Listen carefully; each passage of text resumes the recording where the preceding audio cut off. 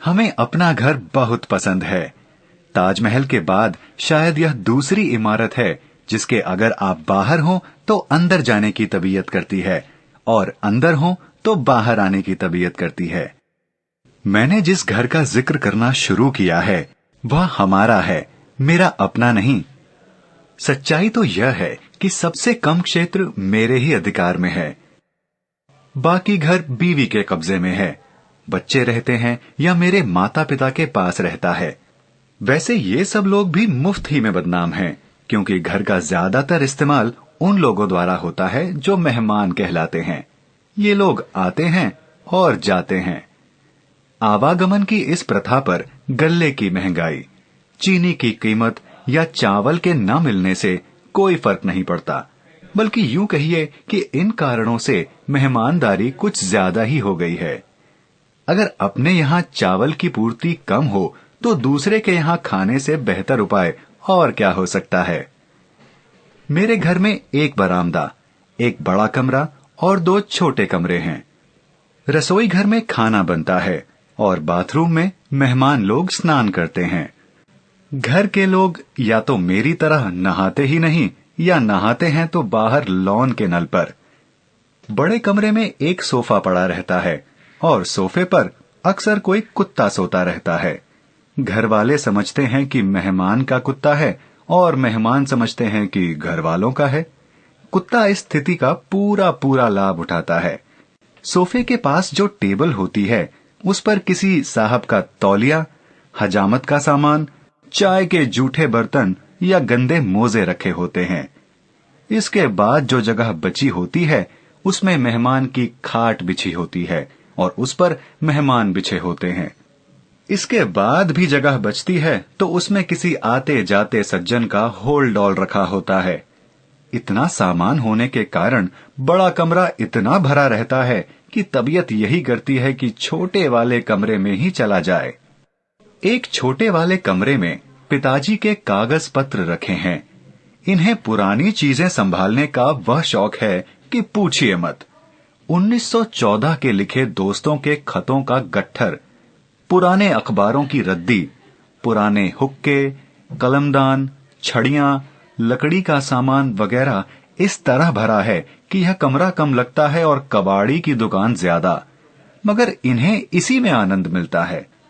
सामान अधिक होने के कारण स्थिति यह होती है कि अगर कल का आया बिजली का बिल ढूंढना हो तो वह बिल मिलेगा जो 1953 में अगस्त के महीने में आया था और जिसका पेमेंट न होने पर एक बार बिजली कटी थी।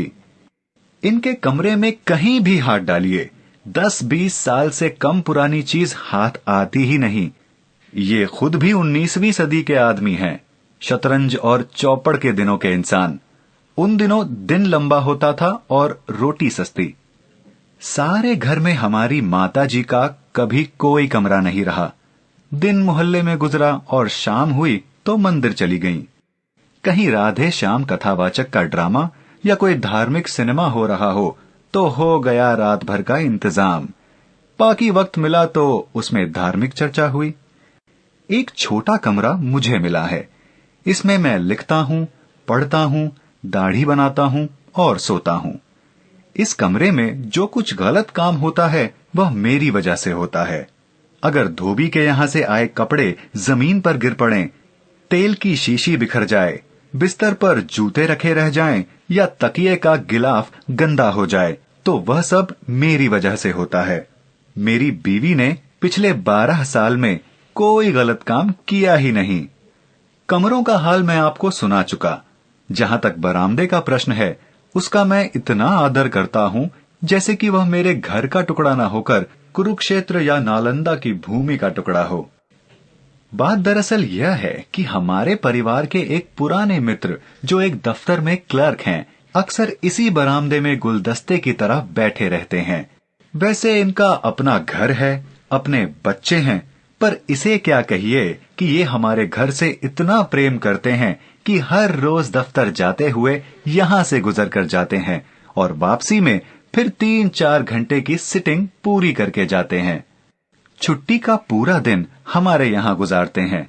पहले हैरत उपनाम से शायरी भी करते थे, पर जब किसी रिसाले ने इन्हें गैरत नाम से छाप दिया, तब से शायरी छोड़ दी और कुत्ते पालने लगे। इन हजरत के साथ बात यह है कि दुनिया का कोई ऐसा विषय नहीं जिस पर ये अप टू डेट ज्ञान न रखते हों।